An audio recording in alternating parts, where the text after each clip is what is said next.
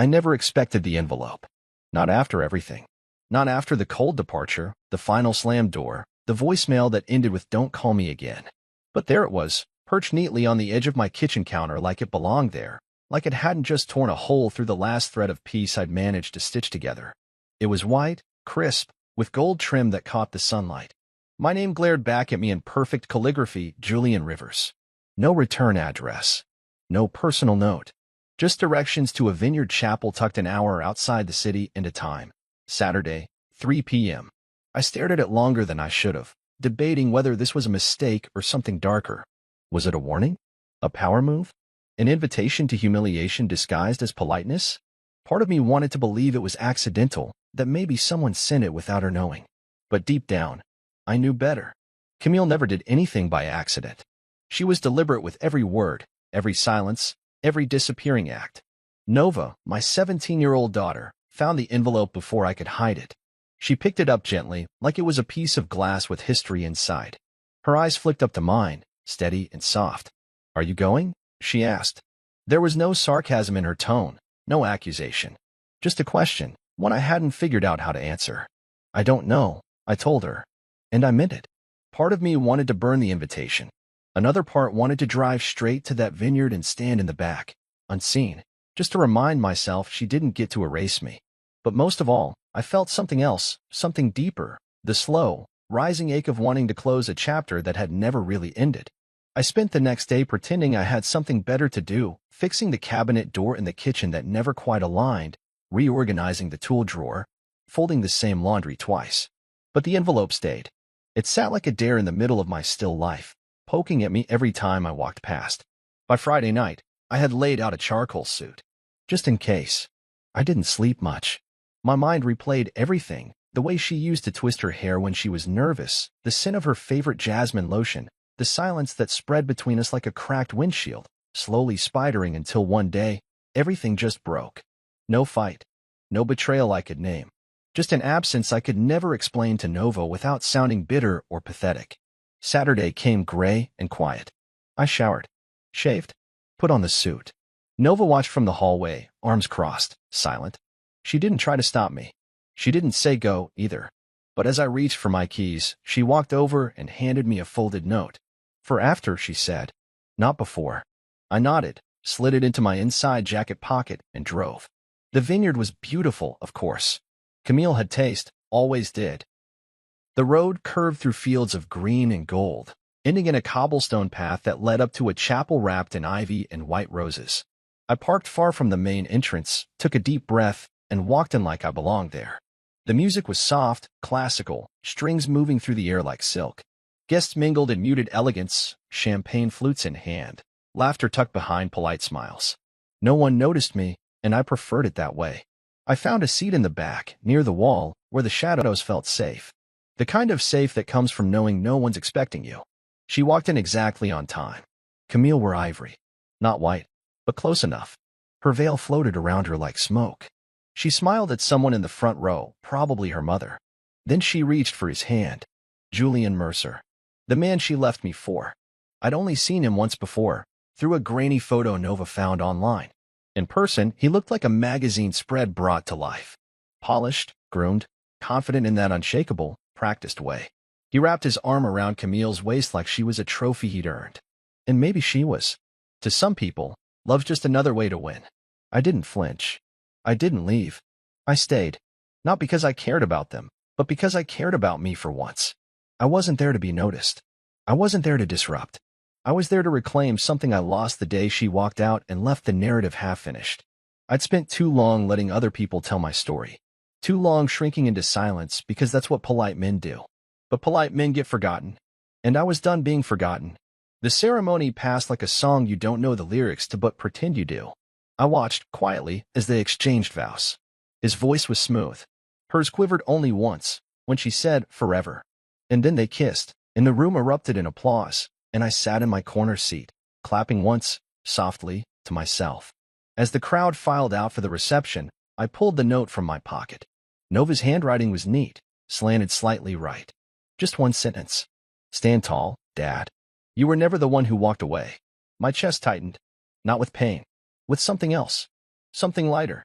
I folded the note, slipped it back into my jacket, and walked toward the reception, not as the man she left behind, but as the man who stayed standing. The first thing I noticed was the music, too perfect, too curated, as if the playlist had been crafted to impress an imaginary panel of elite wedding critics. A string quartet played some instrumental pop song I couldn't name, and the marble staircases glistened like they'd been scrubbed by angels. People moved like they were on camera, straight backs, fake smiles, soft laughter rising like mist under a chandelier that cost more than my old truck. I stayed in the back.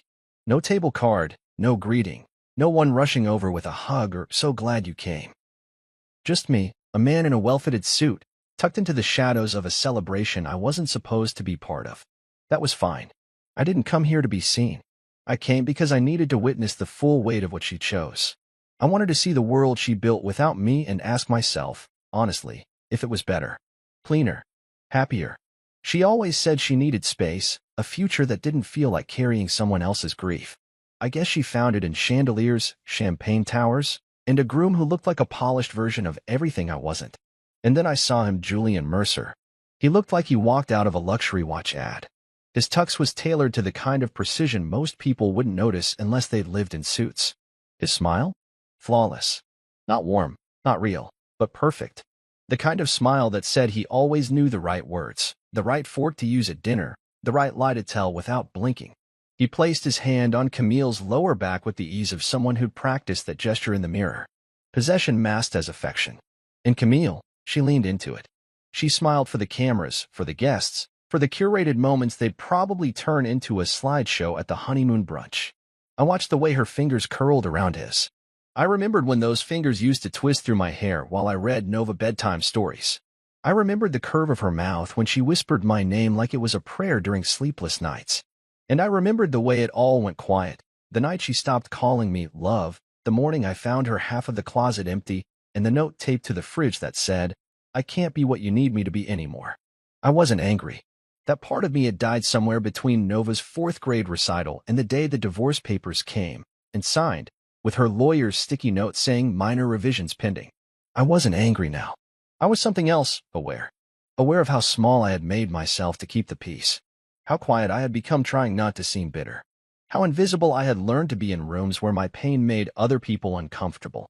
Julian made a joke, something about the minister mispronouncing their last name. The guests laughed. Camille laughed, too, tilting her head just enough to show off the earrings I'd once given her on our 7th anniversary. She said they reminded her of stars. I guess they still did. She was always good at holding on to pretty things without remembering where they came from. My drink sat untouched. I didn't want to lose clarity. I needed to feel every inch of this moment. The silk napkins, the faint scent of lilac in the air, the clinking of glasses that felt too rehearsed. I watched it all, like a ghost peering into a world it used to haunt. And yet, I was still here, breathing, watching, standing still while the orchestra of her new life played on without a single missed note. Camille never looked my way. Not once. That told me everything. Either she didn't know I came, or worse, she did and chose not to acknowledge it. That was always her sharpest weapon, indifference. When she didn't yell, when she didn't cry, when she simply decided I no longer existed, it cut deeper than any insult. But I wasn't here for her recognition. I wasn't here to win her back or to make a scene. I was here to finally understand the man she left me for. And I did. In 10 minutes of watching him, I understood exactly what he offered. Ease. Clean lines. No mess, no grief, no stories about missed mortgage payments or nights spent crying quietly so your kid wouldn't hear. He looked like a solution. And sometimes, people choose the cleaner solution even when it costs them something real. Camille didn't want to carry a man still limping from the loss of his brother, who worked doubles to keep the roof steady, who forgot anniversaries because he was trying not to collapse under pressure. She didn't want grief. She wanted glossy. I couldn't hate her for that, but I wouldn't lie to myself about what it was either. The speeches began. One by her sister, all inside jokes and shared childhood stories I was never part of. One by Julian's college roommate, dripping with half-sincere praise. And all through it, Camille beamed like royalty. She had rewritten her narrative and cast herself as the heroine who found happiness after heartbreak. And me? I was a footnote she edited out. Until Nova. She stepped into the room then. Not loud. Not showy. A waitress uniform. A tray of champagne flutes. Her hair tucked under a black cap. No one noticed her at first, just another body blending into the event machine. But I knew that walk, that posture, that spark in her eyes. I froze. What was she doing here? She caught my gaze. Brief, electric. Then she turned away and walked toward the head table. And suddenly, I knew the story wasn't done writing itself. Something was coming. Everything had gone according to their plan, flawless, curated, picture-perfect. Until the toast. Dinner was over. The lights dimmed just slightly, casting a soft, expensive glow over the room. Waiters whisked away the last of the plates while people leaned in for quiet conversations. Glasses refilled with bubbly. The pianist transitioned to a soft instrumental cover of something familiar, something that had probably trended on wedding playlists a year ago. Everything was smooth. Seamless. The way Camille liked her life now, no jagged edges, no unpredictable tides. Then Julian stood. He took the microphone with the confidence of someone who believed the moment belonged to him. He held it with one hand, the other lazily around Camille's shoulders. His smirk was effortless, polished, rehearsed. I watched him closely from the back of the room, eyes narrowed but calm. I wasn't there to make a scene, but I also wasn't there to pretend. I just want to thank everyone for coming, he began, voice smooth like a corporate presentation. Camille and I are grateful for each and every one of you who believed in us. The crowd murmured appreciatively. Glasses clinked. Cameras clicked. When I met Camille, Julian continued, his tone shifting slightly. She was recovering from him. He didn't look at me, but the way he said it? He didn't need to. Everyone knew. From a broken man, he added, like it was just another bullet point on a PowerPoint slide. I helped her find herself again. I saved her. Laughter. Full-bodied. Loud. Too loud. The kind that bubbles up when people don't know how else to react, when someone says something too cruel to be true, so they pretend it's just a joke. Her father clapped, slow and proud. Her mother dabbed her eyes. And Camille? She smiled. She actually smiled. I didn't move. Not out of shock. Not even out of shame. I sat there as every memory burned through my chest like wildfire. Late nights pacing the kitchen, trying to figure out how to tell her the business was failing. Crying in the car so Nova wouldn't see. Learning how to braid hair from YouTube videos because Camille didn't want to wake up early. Listening to Nova read books out loud while I cooked dinner on a single working burner. I wasn't broken. I was tired. I was grieving. I was holding the weight of a family by the seams and begging silently for just a little patience. But Camille didn't want to wait for healing. She wanted escape. And she found it. Julian raised his glass. To second chances, he said, loud and clear, smiling like a man who believed he delivered a moment of triumph. To new beginnings. And then, just as people began to raise their flutes, the sound came. Not a crash. Not a scream. Just the soft click of heels on marble. Slow. Measured. Every step echoing a little louder than the last. The kind of silence that follows something real cutting into a world built on presentation. A waitress moved to the center of the room. Her dark apron hung a little crooked. Her hands trembled slightly as she lowered her tray to the nearest table. Then she reached up, pulled off her cap, and let her hair fall. Nova. My daughter. My breath caught. She looked right at them, at Camille, at Julian, at the people who laughed and clapped and toasted to my erasure. Her face was flushed, but her eyes? Steel. Absolute steel. I'm his daughter, she said, voice strong despite the tremble I knew she was fighting. And I have something to say. The room froze. Just like that. Forks midair. Bubbles rising in untouched champagne. A glass slipped from someone's fingers and shattered on the floor, but no one looked down. Nova continued. You're laughing at a man who gave up everything to raise me when my mother walked away. A man who worked nights just so I wouldn't feel the absence. Who showed up to every recital, every science fair, every scraped knee and nightmare. Who taught me how to drive in a parking lot with a busted tail light and still cheered like I won a trophy. Julian blinked, confused, visibly thrown off. Camille's face twitched, not a flinch, not quite, but the mask she wore began to crack. Nova's voice wavered once, but she caught herself. Her next words came clearer, stronger. You call him broken? Then I guess I was raised by the strongest broken man alive. And I'd do it all again. Silence wrapped around the room like a vice. Phones were lowered. Guests glanced nervously at each other. No one moved. I felt frozen, not because I didn't expect this, but because I didn't deserve it. At least, not in that moment. I didn't know she was working tonight. I didn't know she planned this. But I knew everything in me wanted to stand. To go to her. To to hold her hand and remind her that I never needed her to fight for me. But God, did it feel like redemption to have her do it anyway. Nova's gaze never left Camille's. You left him, she said simply. And maybe that was your choice. But don't you dare let the world think you left a failure. You left a father. She walked away after that. No dramatic exit. Just turned, calm, and walked through the same double doors she entered from. The only sound was her heels and the faint hum of a stunned string quartet too shocked to stop playing. And I just sat there, eyes wet, hands clenched, heart pounding. Not from sadness. From pride. My daughter, the quiet storm I raised, had just taken back the narrative they stole from me. And the story wasn't theirs anymore. For a moment, time fractured. No one knew how to respond. It was like the entire room exhaled and forgot how to breathe again. Forks hovered midair, suspended in disbelief. Someone in the far corner whispered something, but it was too soft to cut through the tension. I didn't move. My body wouldn't let me. Nova stood there at the center of it all, shoulders square, hands trembling but steady enough, eyes locked on Camille like she wasn't 17, like she'd waited years for this exact moment and wouldn't waste a single second of it.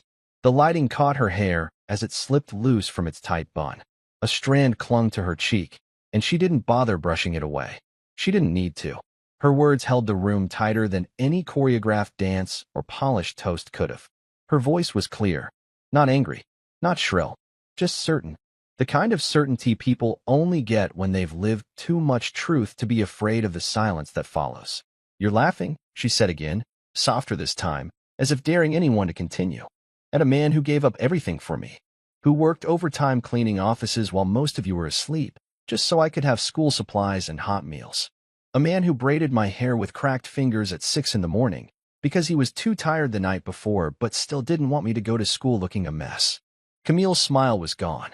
Completely. Her hand had dropped from Julian's arm. Her mouth was parted slightly, but there were no words.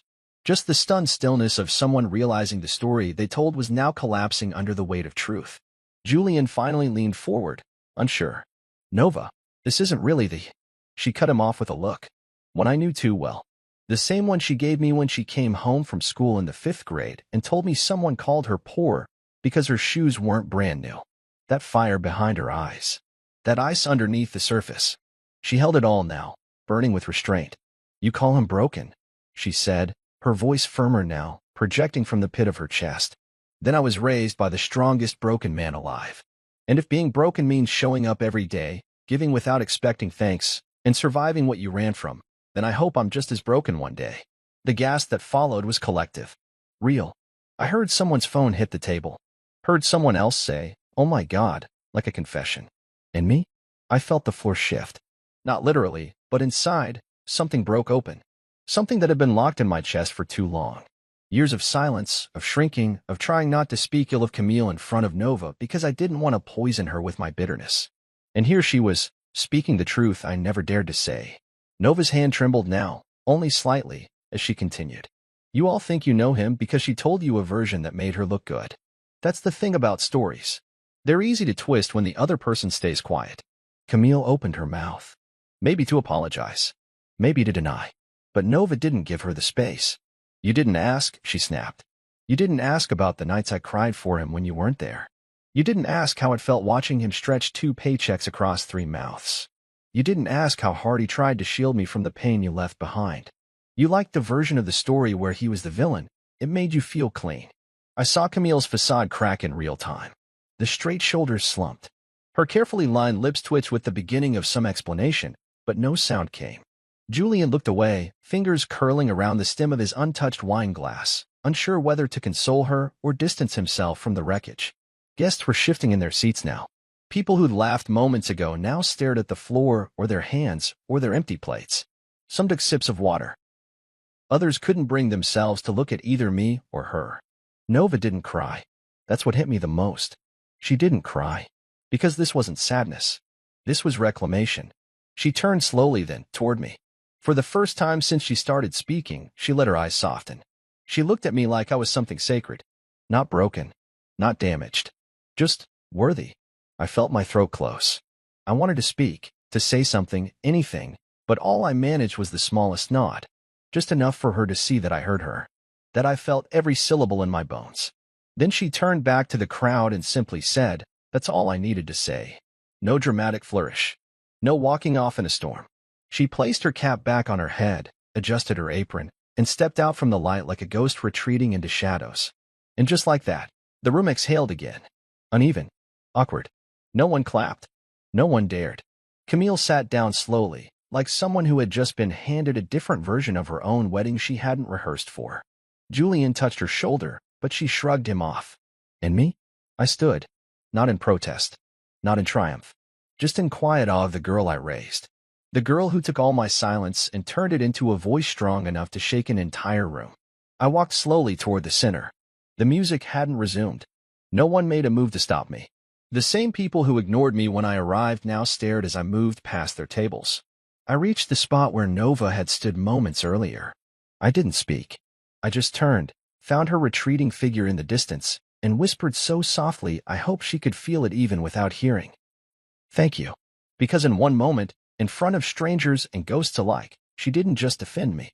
She unburied me. Julian tried to salvage the moment. He cleared his throat and reached for the microphone again, but the damage had already spiderwebbed across the glossy surface of their fantasy. The crowd wasn't laughing anymore. The string quartet had fallen silent, their bows hovering awkwardly midair. Camille stood slowly, both hands braced on the table like the ground beneath her had shifted. Her voice was thinner than I remembered, stretched tight over something fragile. "This is my wedding," she said through clenched teeth, like she could still command control by sheer will. But Nova didn't back down.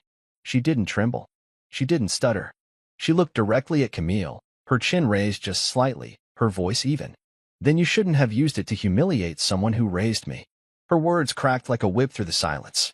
Julian shifted in his seat, visibly uncomfortable now. His perfect posture faltered. He looked between Camille and the crowd, trying to gauge how salvageable this still was. His confidence had slipped, just enough to reveal the performance beneath it. Camille turned toward Nova, her expression confused, almost childlike in its disbelief. "I didn't know he was here," she insisted, her voice louder now, more defensive than hurt. "I didn't even know you were working tonight." Nova's eyes narrowed. "That's the problem. You didn't ask. You didn't think. You liked the version of the story where he was the villain. It made you feel clean." Camille flinched. I could see the words hit her like salt against an open wound. All the control she thought she had, the neat narrative she spent years cultivating, was collapsing in real time. The guests shifted uncomfortably. Some avoided eye contact. Others stared with open curiosity, drawn to the unraveling the same way people slowed down at a car crash. No one moved to defend her. Not her father. Not her new husband. Not even her friends. I had seen Camille cry only a handful of times over the course of our marriage. She didn't believe in public emotion. It was always behind closed doors, always guarded, calculated. Now, her mascara smudged beneath her eyes. Her lips parted as if she wanted to respond, but nothing came. Just shallow breaths and the tremble of someone no longer in control of the room, or the truth. Julian leaned toward her. "Camille, maybe we should just—" She pulled away from him, and it was subtle, but unmistakable. A sharp gesture of disassociation. Not from Julian the man, maybe, but from the moment. From the embarrassment. From the unexpected wave of exposure she wasn't prepared for. Nova didn't wait for a reply.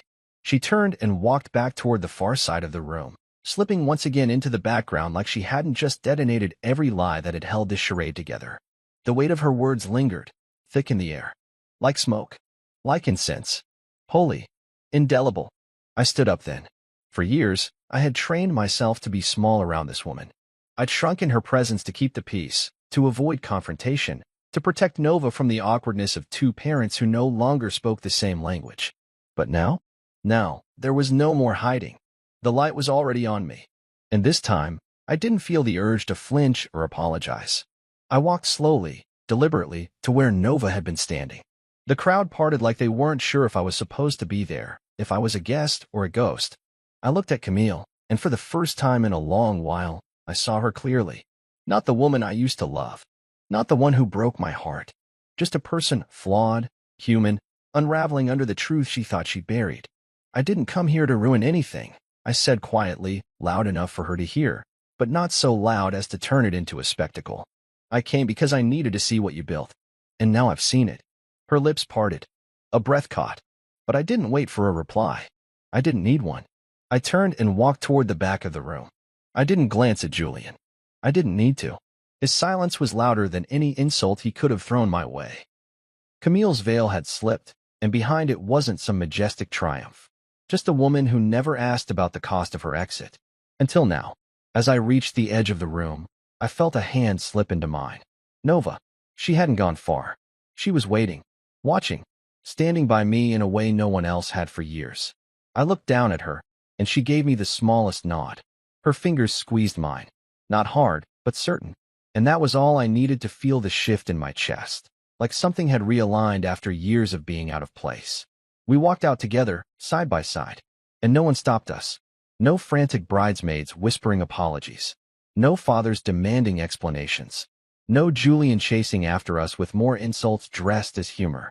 Just the sound of our steps echoing down the marble hallway and into the evening air. Just the two of us moving through the aftermath with our heads held high. For the first time in years, I didn't feel like a footnote. I wasn't the ex-husband in the shadows or the man with too much grief and not enough finesse. I was a father, a survivor, a truth that refused to stay buried. And I wasn't alone. Not anymore. As we stepped out into the night, the wind picked up slightly, lifting the edge of my jacket. I looked at Nova. She was staring ahead, calm, unshaken. And when she finally spoke, her voice was soft, just for me. You're not invisible, Dad. Not to me. Never were. And that was the moment I realized. I had never needed Camille's apology. I just needed my daughter's truth. We didn't say anything as we walked through the courtyard. The rain had started, not a storm, not chaos, just a soft drizzle that shimmered against the stone like it was washing everything down to its bones. I didn't bring an umbrella. Neither did Nova. But she didn't complain. We kept walking until we reached the parking lot at the edge of the vineyard.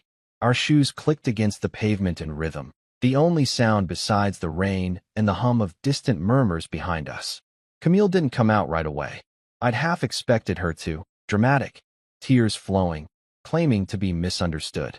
But maybe even she knew that whatever control she thought she had was gone now. Or maybe she was hoping Julian would chase us out, say something clever, deliver one last line to restore the illusion. But it was Camille who finally appeared, breathless, mascara streaking, heels clicking furiously as she tried to catch up. She called out to us as we neared the car, her voice already defensive. You can't just ruin my day like that. I stopped but didn't turn around. I wasn't interested in theatrics. Nova didn't stop at all. She opened the passenger door and slid inside, quiet but unmistakably firm in her silence. That silence wasn't passive. It was a wall. I turned toward Camille slowly. Rain dotted my shoulders, my collar, soaking into the wool of my blazer. Her hair was starting to frizz in the damp air, but she didn't care. She looked like she was unraveling in real time, not out of heartbreak, but out of indignation. This was supposed to be my wedding, she said, voice sharp. You had no right, she had no right to come in there. And she trailed off, unable to even finish the sentence. Probably because anything she said next would have to account for what had just happened. And the truth wasn't on her side anymore. Nova's voice rose from the car, calm, steady, even through the window. You ruined it the moment you built it on lies. Camille blinked, stunned by the quiet force of that sentence. Her mouth opened, but the words never came. I walked around the car and opened the driver's door.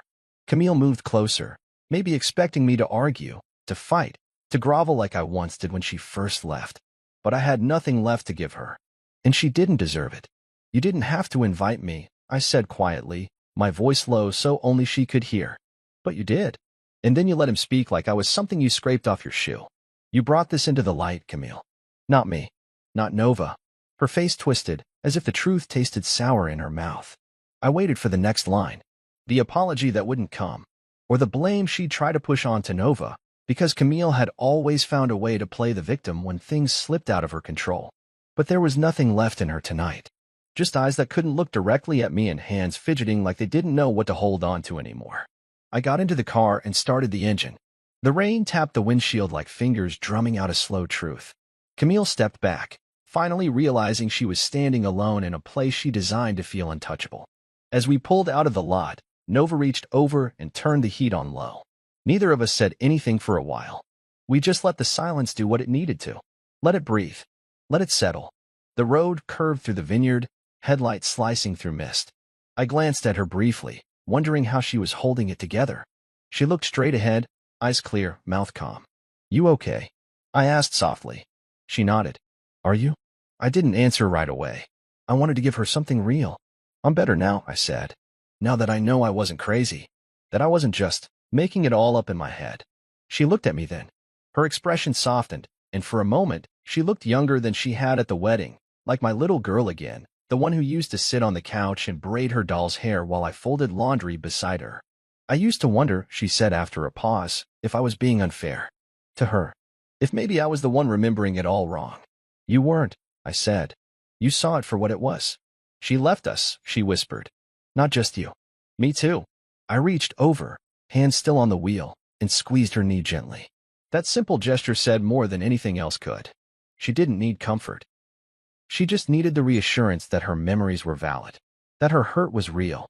As we pulled into the driveway of our small brick house, the porch light glowed like a beacon. Uncle Harris was already there, leaning against his beat-up sedan, arms crossed. He looked at us like he knew something big had just shifted in the world. We got out of the car.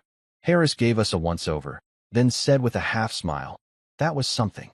Nova smiled and nodded. "It was." Harris clapped me on the shoulder and opened the front door.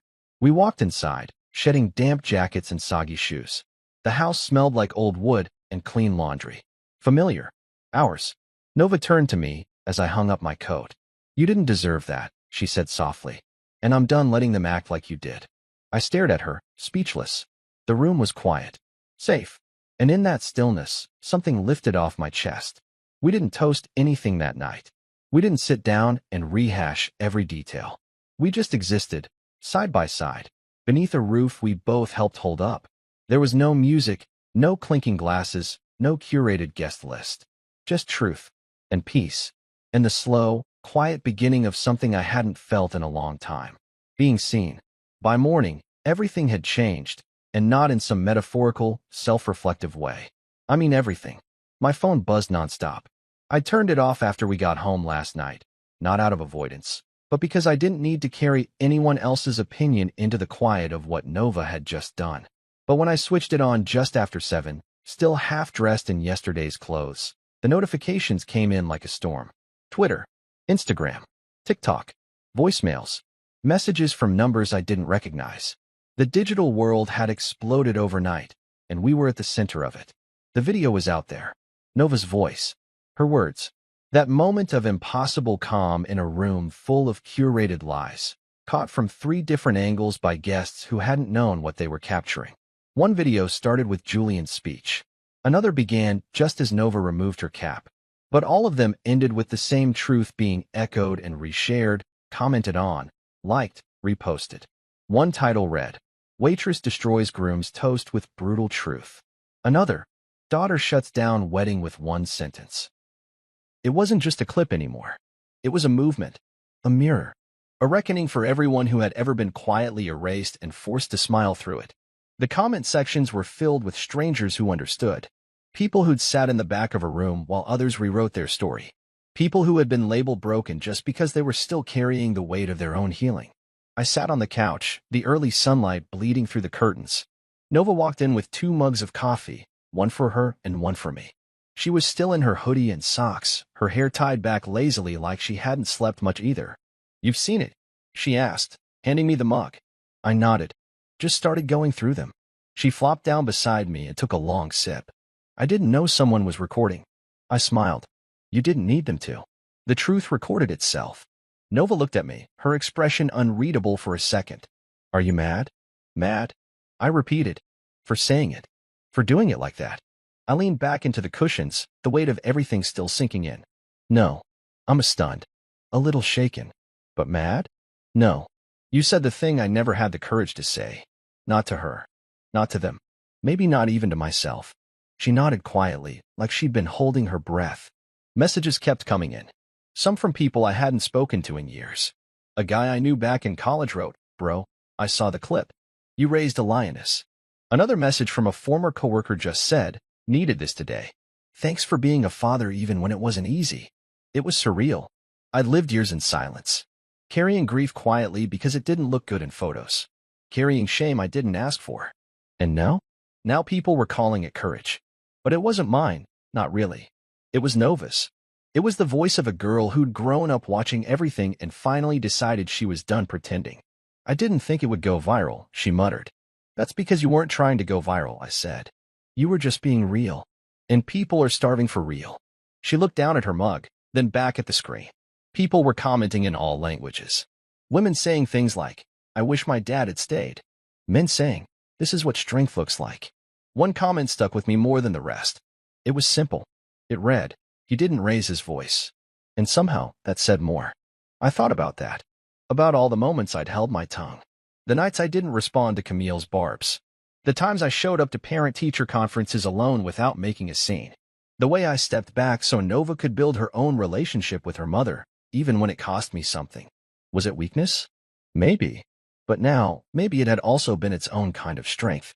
Nova pulled her legs up onto the couch and leaned her head on my shoulder. I think I'm going to keep speaking, she said softly. Not for drama, but for people like us, who get told to sit down and be quiet. I swallowed hard, suddenly more emotional than I expected. You should. You really should. She nodded. There's a support group at school. For kids with complicated homes. I think I'll ask if I can share something next week. That'd be good. I whispered. They'll be lucky to have your voice. She reached for the remote and turned the TV on, not to watch anything, just for the soft background noise.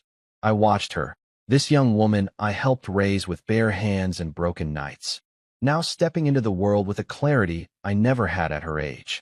There was a knock at the door. I stood and opened it cautiously. Uncle Harris stood there, holding up a phone with a grin on his face. You seen this yet? We're in it, I said, stepping aside to let him in. More than in it, he replied, sinking into the armchair. You've become the quiet hero of divorced dads everywhere. Reddit's got a thread calling you the man who stood up without standing up. Nova chuckled. I sat back down. I didn't do anything. He looked at me. Exactly. And that's what hit. That afternoon, I got an email from a local podcast host asking if I'd come on to talk about fatherhood, resilience, and the story behind the moment. I didn't answer right away. I wasn't sure if I wanted the spotlight. But Nova glanced at the message and said, maybe it's time the world hears from more dads like you. I didn't reply to the email yet. I just let the words sink in. Because something had shifted. I hadn't fought. I hadn't yelled. I hadn't tried to fix the narrative. But someone else had spoken. Someone whose voice I helped grow, even in my quietest years. And now, the world was listening. In the days that followed, I noticed something in Nova, something blooming. It wasn't loud or dramatic. It wasn't the kind of transformation that screams. It was subtle, quietly defiant. She stood a little taller. She spoke a little clearer. Her eyes met the world with less hesitation, like she had finally realized she didn't have to shrink to make other people comfortable. It started with the speech at the school. I didn't ask to come. She told me about it after dinner one night while washing dishes. Her voice was casual, like it wasn't a big deal, but I could tell she'd been practicing in her head for days. She said a counselor had invited her to speak at a youth group session for kids from fractured homes. She didn't even hesitate when she said yes. I think they need to hear it, she said, rinsing a plate and sliding it onto the rack. What it's like to grow up feeling like someone walked away, and learning that doesn't make you broken.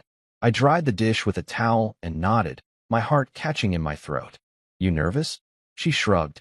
A little, but I think I want to say it out loud. For real. Without a mic dropping. Without cameras. When the day came, I dropped her off in front of the community center. She wore jeans and a navy blue hoodie. Nothing flashy. She wasn't trying to impress anyone. She just wanted to be heard. As she stepped out of the car, she turned and said, "Don't wait up. They might ask me to stay and talk after." I nodded. "Take your time. Be you." She smiled and shut the door, walking toward the entrance like she belonged there. And she did. That night, I sat alone on the porch, sipping tea instead of my usual bourbon. It was quiet. The kind of quiet you don't get when you're carrying too much weight. I didn't feel that anymore. Not like I used to. I watched the stars and thought about how far we'd come, how many nights I stayed up wondering if I was doing it right, if I was enough. And now, here she was, standing in rooms and telling the truth out loud because I stayed when everything in me wanted to disappear. When Nova got home, it was past 9. She dropped her backpack on the floor and walked into the kitchen, grabbing a glass of water like it was any other night. How'd it go? I asked from the hallway. She didn't answer immediately. She walked over to me, leaned against the wall, and finally said, "They cried." I blinked. All of them? She nodded. Some of them. One kid came up after and asked if I could come back next week. Said they never heard anyone say that just because someone left, it doesn't mean you're the problem. I felt something shift inside me. It wasn't pride, not the usual kind. It was something deeper. Gratitude. Humility. The realization that even if I had failed in 1,000 ways, I had done this right. I had helped raise a truth teller. Someone who didn't flinch in the face of pain. You coming back next week? I asked. She smiled. If they'll have me. The next few weeks passed like that. Every Wednesday, Nova went to the support group. She didn't just speak, she listened. She took notes. She helped organize. She made flyers. It wasn't performative. She wasn't trying to go viral again. She had found a piece of herself in that room, and now she was helping others find theirs too. One afternoon, I overheard her in her room rehearsing a new talk. Her door was cracked open, and I paused in the hallway when I heard her voice, not loud, not rehearsed, just her. Just because someone walks out doesn't mean you were the problem. Sometimes they just couldn't carry what you were holding. And that's not your fault. It never was. My breath hitched. She said it like she was telling a younger version of herself the thing she needed to hear. And maybe she was. I didn't interrupt. I just stood there, soaking in the sound of her healing. Later that night, we sat on the couch together watching some random cooking show, neither of us really paying attention. Nova scrolled through her phone, pausing once to show me a message. A girl had DM'd her. Your video gave me the courage to call my dad. We hadn't spoken in 5 years. Nova looked up. Isn't that crazy? No, I said. It's powerful. She leaned against me, her head on my shoulder like she hadn't done in years. I wrapped my arm around her, not because she needed it, but because I did. Do you think she'll ever say sorry? Nova asked suddenly. I didn't need to ask who she meant. I don't know, I said honestly. But that's not something we need to wait for. We've got our own peace now. She nodded. And it was true. Camille could stay silent for the rest of her life, and it wouldn't undo anything. We didn't need an apology to validate the years I spent holding the weight of this house together with duct tape and whispered prayers. We didn't need her to admit she was wrong to know that we were right, to know we survived it all without her. Nova had become everything I dreamed for her. Not because of me, but maybe because I gave her room to find her voice. Maybe because I never asked her to carry the silence I lived in. And now? She was using that voice to break generational patterns I'd never even found the words for. I glanced at her, and she smiled tired, soft, but proud. And that was when I finally let myself believe that we weren't just surviving anymore. We were growing. Together. Camille never called. No apology. No text. No email. Not even a comment beneath one of the viral videos, not a cryptic status post, not a half-hearted attempt to reclaim the narrative. She simply disappeared into silence. And that silence spoke louder than any apology ever could. I heard through someone else, a distant friend of hers, or maybe it was one of her cousins who followed Nova on social media, that she'd moved out of Julian's place within a month of the wedding. Whether she did it out of shame, embarrassment, or because her perfect story had cracked beyond repair, I didn't know. And honestly, I didn't care. I had stopped waiting. There was a time years ago when I used to check my phone hoping to see her name. A time when I rehearsed the things I'd say if she ever reached out. I used to write emails and delete them. Used to wonder if I'd been too cold, too tired, too broken when she left. I used to think maybe, just maybe, I was the reason she stopped trying. But now, I didn't need closure from her. I had it from the only person who mattered, Nova. It came in her presence. In her refusal to edit the truth for anyone's comfort. In the way she walked into her volunteer group each week with her shoulders back and her voice steady. It came in the little things too, her texting me just to say she loved me. Her leaving sticky notes on the fridge with reminders like, "You're doing great, Dad." Her offering to cook on nights she knew I was worn down. The world called her brave. They called me strong. But I think we were just tired of being quiet.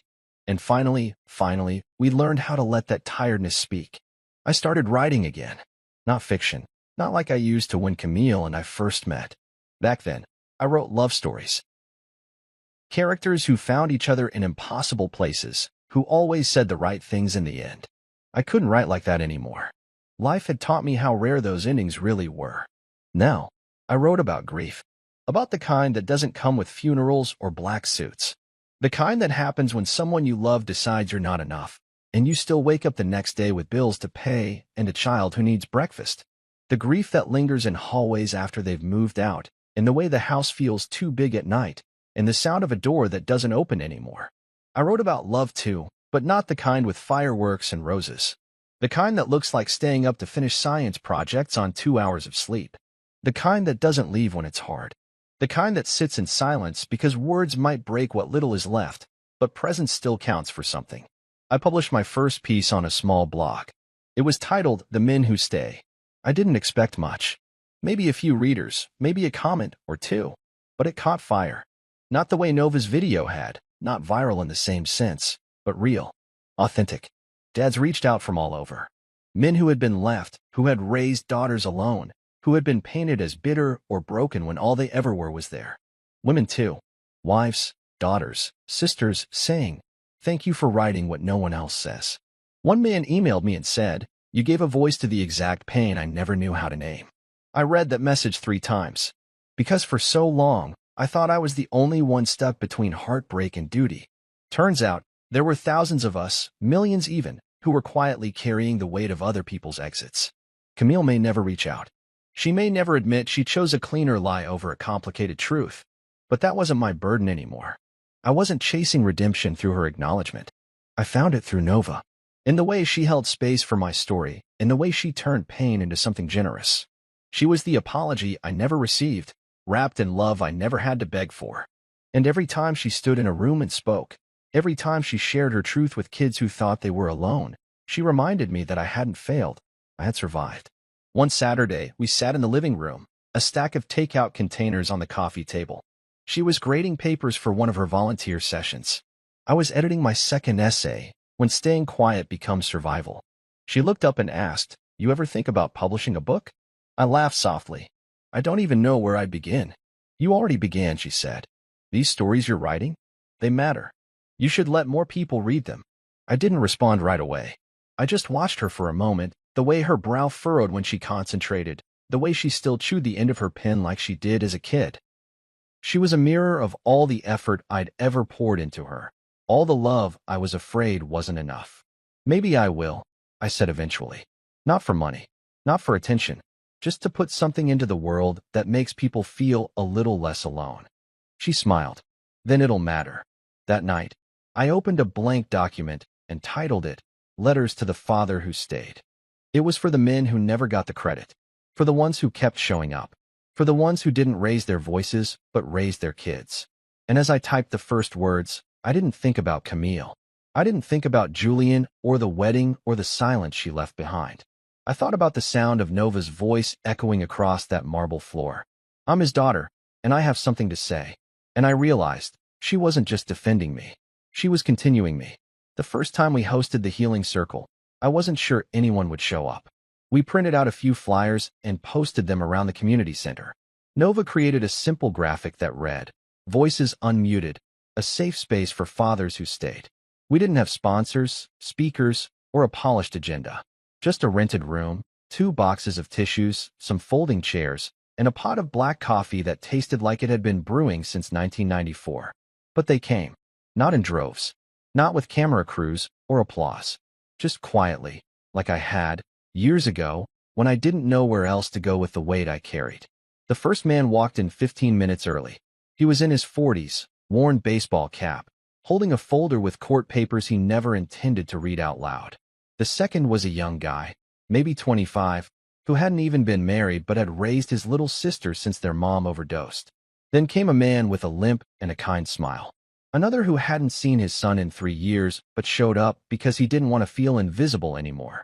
They came because silence, after a while, starts to choke you. Nova opened the circle with a simple sentence. "We're not here to fix you. We're here to hear you." That was it. And yet, it cracked something open in the room. The first man cried. Quietly, his voice breaking as he explained how he'd once slept in his truck for 6 months just to stay close to his kid's school after the divorce. The younger guy admitted he didn't know if he was doing anything right, but was tired of pretending like he didn't care. Another father said he hadn't spoken out loud about the day his daughter chose not to invite him to her wedding. Until now. We didn't interrupt. We didn't rush. I shared too. I told them about the wedding. Not in the viral video kind of way. Not the polished version. Just the truth. About how I'd been erased so thoroughly it started to feel normal. About how my daughter stood up and gave me back my name without ever asking for permission. About how for the first time in years, I didn't feel like I had to convince anyone I mattered. One of the men asked, "How did you get through it?" I looked across the circle at Nova. She was sitting in the back, letting the fathers speak, her arms crossed and her eyes soft but alert. She wasn't running the group, she was anchoring it. Just by being there. "I didn't get through it alone," I said. She stayed. There was a long silence after that. The kind that holds more than words. A few men nodded. One sniffled and looked down at the floor. We held that meeting every month after. Sometimes more men showed up. Sometimes fewer. Sometimes it was just me and one other guy, and we'd talk for an hour and drink bad coffee and not say anything groundbreaking. But it still mattered. Because each time, we were showing up for ourselves. And each other. We didn't post about it. We didn't need attention. This wasn't about likes or views. It was about letting fathers cry without shame. About letting men say, "She left and I stayed, and I don't know what that makes me anymore." About creating a space where staying didn't mean silence. Nova called it Voices Unmuted because she said that's what I'd become, a voice she never realized was missing from the world until she heard it. Our story isn't clean. It's not made for TV. There's no romantic reconciliation. No fairy tale reunion. Camille never came back to apologize. Julian never reached out. The people who clapped at the wedding toast never wrote to say they were wrong. And maybe that's the point. Life doesn't owe you neat endings. But what we got was real. We got a home built on scars and survival, not polish. We got mornings where Nova would walk past my desk and say, "Keep writing." We got nights where she'd vent about school and boys and the pressure of being the girl from the video, and I'd remind her she didn't have to carry anyone else's expectations. One night, long after the wedding buzz had faded, we sat on the porch with mugs of tea. The air was cool, the sky clean and full of stars. She looked over at me and asked, "Do you think people really change?" I thought about it. About Camille. About myself. "I think people get revealed," I said. "And sometimes, that's enough." She nodded slowly. "You think she ever regrets it?" "I think she regrets being seen," I said. "But I don't know if that's the same thing as regret." Nova didn't respond, but I could tell she understood. And maybe that's the final chapter. Not the apology that never came, but the peace that arrived anyway. Because sometimes the best love story isn't about the one who walks down the aisle. Sometimes it's about the one who stood in the shadows, quiet, steady, raising a child with nothing but persistence and a quiet prayer whispered over a cracked stove. It's about the man who stayed when he was told he didn't matter. The one who chose dignity over revenge. The one who sat alone at parent-teacher meetings, who clipped coupons, who got up at 5 to pack lunches while holding back tears. It's about the daughter who saw all of that and decided she would not let him vanish. And when she stood up that day and said, "I'm his daughter, and I have something to say," she didn't just defend me. She rewrote our story. Now, we live in a home filled with music and laughter and sometimes silence, but not the kind that hurts.